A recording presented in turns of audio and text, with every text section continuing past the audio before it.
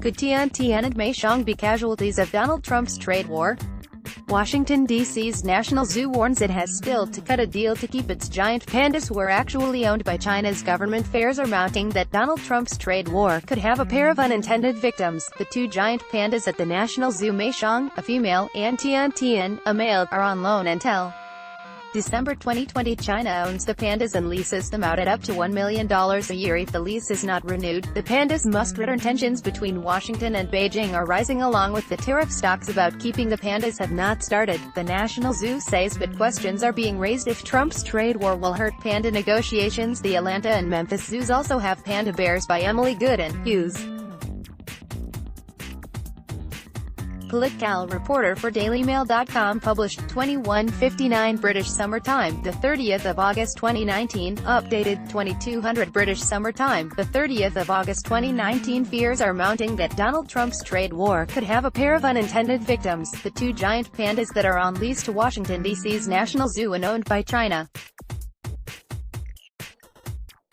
Meishong, a female, and Tian, a male, are on loan to the zoo until next year, and, as tensions rise between Washington and Beijing, questions are being raised about whether China will grant a second extension to keep the beloved bears in the nation's capital. The pandas are owned by China, which leases them out to zoos around the world for up to $1 million per pair. The National Zoo's lease is up on December 7, 2020, and that agreement must be renegotiated if the pandas are to stay.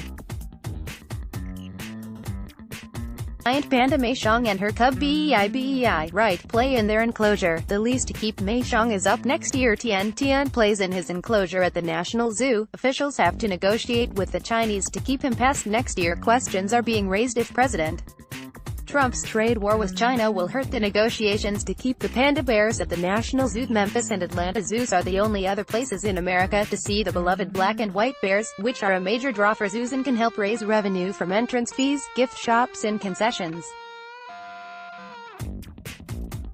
China has already extended the original 10-year lease and talks have not started on another such extension, but Trump's tariff war could make panda politics tricky, although the political situation in the United States could be different after the November election.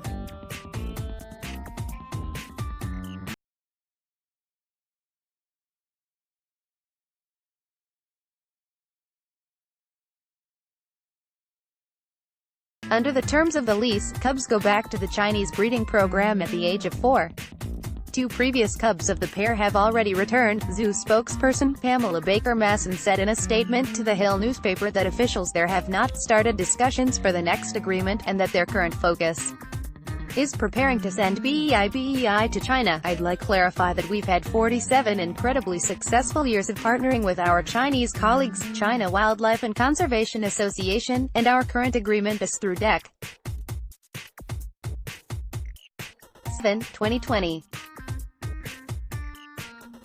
Our giant panda conservation program is all based on science plans that both our scientists and their Chinese counterparts create and implement together, Baker-Masson said. In April, the San Diego Zoo returned its pandas, Bai Yun and Xiao Liwu, to China after their lease was not renewed.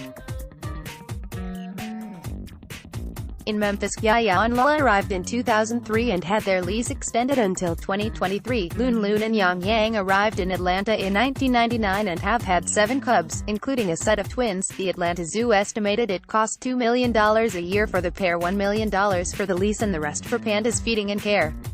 The zoo renewed its lease in 2009 after a massive fundraising effort helped bring in the money to keep them. Pandas have long been symbol of American-Chinese relations. First Lady Michelle Obama and Madam Peng Liyuan, First Lady of China, unveiled Bei's name at the National Zoo on September 25, 2015. Atlanta and Memphis zoos also have pandas. Mei Lan resides at the Atlanta Zoo. The panda bear has long been a symbol of American-Chinese relations. In 2015, First Lady Michelle Obama and the First Lady of China, Peng Liyuan, attended the naming ceremony for Bei at the National Zoo during a Chinese state visit.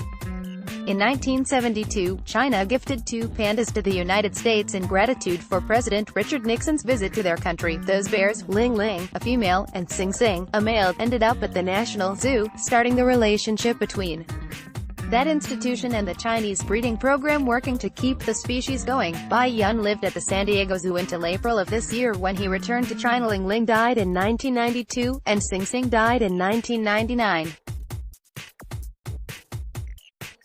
The pair had several cubs, but none survived. In 2000, China sent the National Zoo Meishong and Tiantian on a 10-year, $10 million lease. In 2011, a 5-year extension was signed, with the price lowered from $1 million per year to $500,000. Read more. Let's block ads. Why?